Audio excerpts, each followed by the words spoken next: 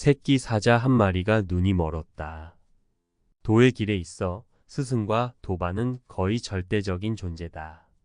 공부의 반은 도반이 시켜준다는 얘기가 있을 만큼 동일한 가치를 추구하며 한 길을 가는 도반은 서로를 격려하고 의지하며 공부애가는 필요한 존재다. 봉암사의 대중은 서로에게 그런 도반이요, 선지식이요, 스승으로 존재했다. 성철 스님과 향곡 스님은 서로의 공부를 탁마해준 우정 깊은 도반이었다. 성철 스님은 봉암사 결사를 시작하면서 원래 묘관 음사에 있던 향곡 스님을 불렀고 향곡 스님은 흔쾌히 달려와 함께 결사를 하고 있는 중이었다. 봉암사에 객들이 많이 와 있던 어느 날이었다. 향곡 스님이 혼자 콧노래를 부르며 왔다 갔다 하고 있는 모습이 보이는가 싶었는데 갑자기 성철 스님의 방으로 뛰어 들어갔다. 잠시 무슨 이야기가 오가는 듯 하더니 마침 객승과 얘기를 나누고 있던 성철 스님의 멱살을 잡고 나왔다. 온 대중이 또 무슨 일인가 싶어 긴장을 하고 있는데 향곡 스님이 성철 스님을 대문 밖으로 끌어내서 문을 잠가버렸다. 어떤 공안에 대해 묻고 답하다가 일어난 일이었다. 그런 일이 있기 며칠 전 대중방에서 아침 공양이 끝나고 축비를 치기 전 향곡 스님이 문득 말했었다. 봉암사에 새끼 사자 한 마리가 있는데 눈이 멀었소. 그리곤 병력 같은 할을 한 일이 있은 후였다. 당시 6년 동안 장자불화를 하며 정진을 거듭하고 있던 성철 노장님의 진노는 대단했다. 문이 잠긴 밖에서 서성이며 욕을 해대는데 평생 듣도 보지도 못한 소리였다. 성철 스님은 탑전 가시덩굴이 깔려있는 가시밭을 1시간 동안 왔다 갔다 하면서 계속 욕을 퍼부었다. 성질이 맹렬해 맨발에 가시가 박혀 피투성이가 되는 줄도 모른 채 1시간쯤 지났을 것이다. 대문짝이 와지끔 부서지는 소리가 들렸다. 성철 노장님이 커다란 돌멩이로 대문을 내리친 것이다. 그때서야 향곡 스님이 나가 대문을 열었는데 곧 비명소리와 함께 향곡 스님의 발등에 피가 터졌다. 성철 스님이 대문을 내리쳤던 돌멩이를 들어 다시 한번 대문을 내리치는 순간 대문을 열던 향곡 스님의 발등으로 돌멩이가 떨어진 것이었다. 그리고 두 분이 철 스님의 방으로 들어가 문을 닫았다. 지금 생각하면 그때는 눈을 뜨지 못했으니 들어도 무슨 말인지 알아듣지 못했을 거예요.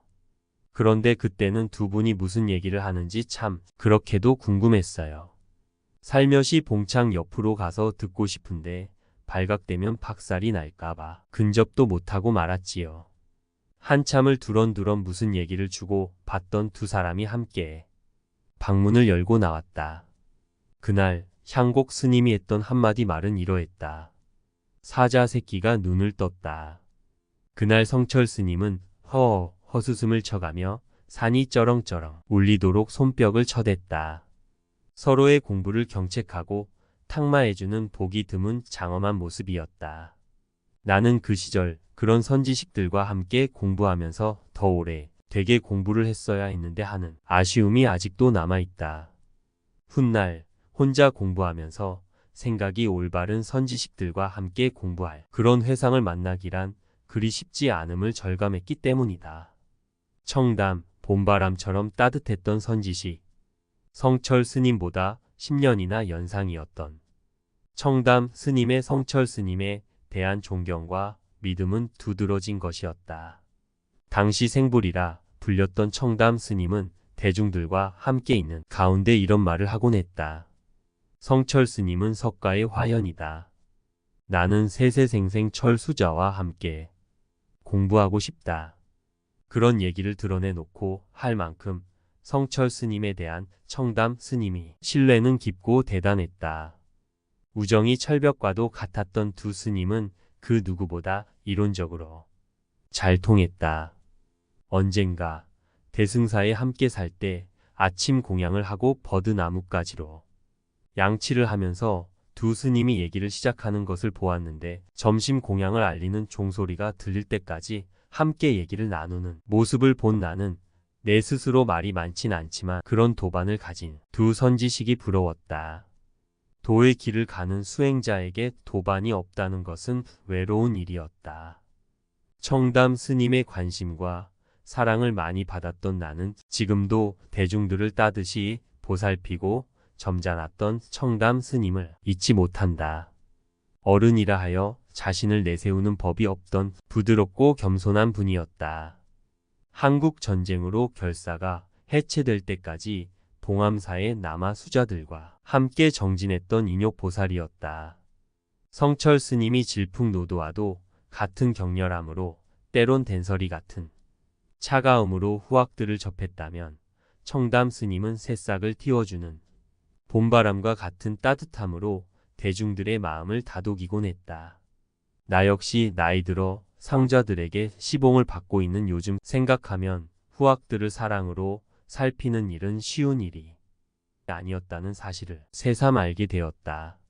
성철 스님처럼 그렇게 대단하게 스승 노릇을 하기도 참으로 어려운 일이었고 청담 스님처럼 그리도 따뜻하게 선지식 역할을 하기도 진정 어려운 일이었다. 탁발 이야기이다.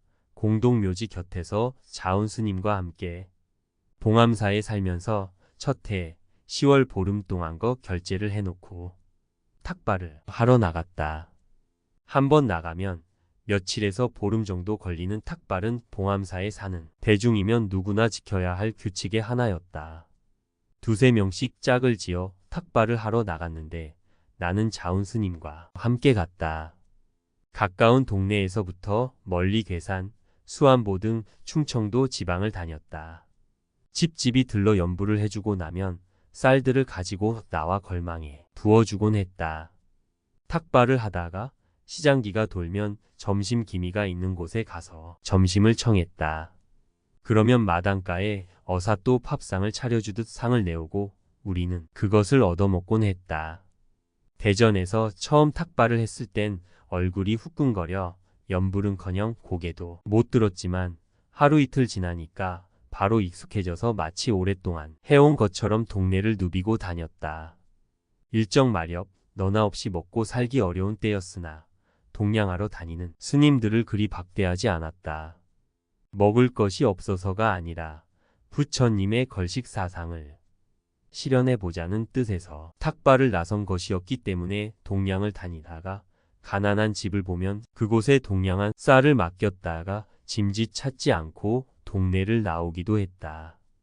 이 동네 저 동네 이 집 저 집 돌아다니면서 동냥을 하는 일은 하심하지 않으면 쉬운 일은 아니었다. 종일 찬밥 한 덩이 얻어먹고 돌아다니면서 연불 한 자락을 해주고 동냥 받은 쌀을 걸머쥐고 다니는 일은 보통 어려운 것이 아니었다. 저녁에 잠자리도 불편했다. 동네 사랑방에서 주로 잤는데 촌사람들이 저녁을 먹고 나면 사랑방으로 와서 대나무 자리를 깔고 앉아 새끼를 꼬거나 집신을 만들면서 이야기꽃을 피우곤 했다. 한 여남은 명의 종이에 싼 담배를 피우고 나면 방 안이 마치 굴뚝에 연기 피어오르듯 연기로 자욱했다. 그런 곳에서 잠을 자려면 여간 고역이 아니었다. 그럴 때면 자운 스님이 나를 당신 뒤에서 자라고 해놓곤 당신은 촌사람들의 이야기를 다 받아주고 이런저런 말을 해주곤 했다. 자운 스님은 따뜻하고 자상한 자비스러운 분이었다. 아침을 먹고 사랑방을 나서면 자운 스님은 언제나 나에게 먼저 가고 싶은 곳으로 가라고 등을 떠밀었다. 그리고 나선 당신은 다른 길로 가는 것이었다.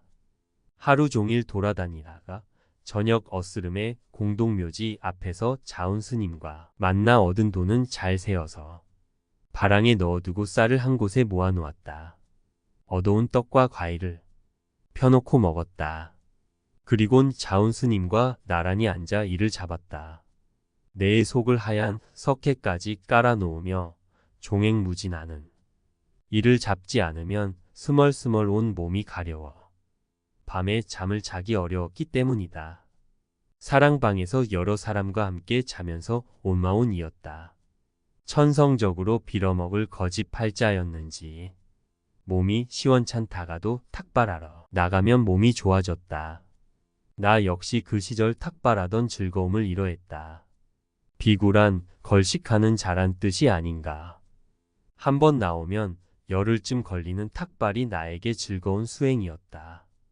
자운스님은 매일 새벽 2시에 일어나 아미타불 고성연불을 10만 번씩 하면서 미타 예경 1080번로 참회와 절을 겸하였습니다. 특이한 것은 스님의 연불 수행은 연불 진원을 함께 닦았다는 점입니다. 즉 하루 30만 독씩 아미타불 종자 진원을 염하였고 아미타불 본심미묘 진원 다냐타 옴 아리다라 사바와 무량수열의 근본다라니 등을 하루에 108번씩 외우면서 정진하였습니다. 또한 오후 4시 아기들의 고통을 덜어주는 헌식 외에는 하루 한 끼만의 일중식을 공양하면서 3000배의 정진을 늦추지 않았습니다.